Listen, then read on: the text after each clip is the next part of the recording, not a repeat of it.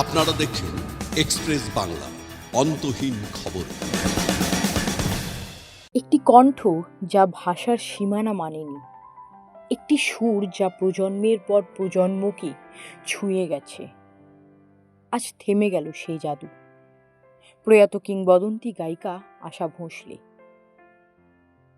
মারাঠি, বাংলা, তামিল, তেলুগু, কন্নড়, মালায়ালম, পাঞ্জাবি, অসংখ্য ভাষায় গেয়ে তিনি গড়েছিলেন এক অনন্য দৃষ্টান্ত।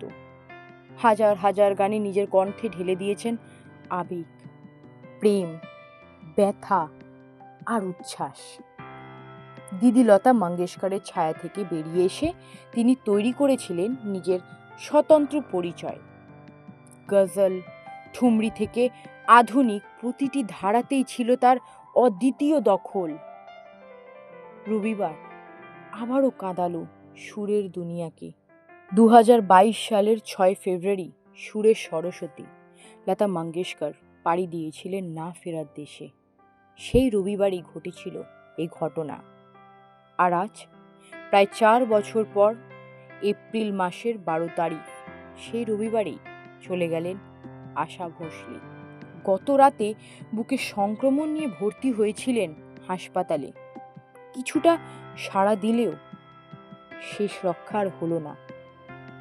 92 বছর বয়সে শেষ নিঃশ্বাস ত্যাগ করলেন তিনি নেই, তবুও রয়ে যাবে তার কণ্ঠ, রয়ে যাবে তার গান।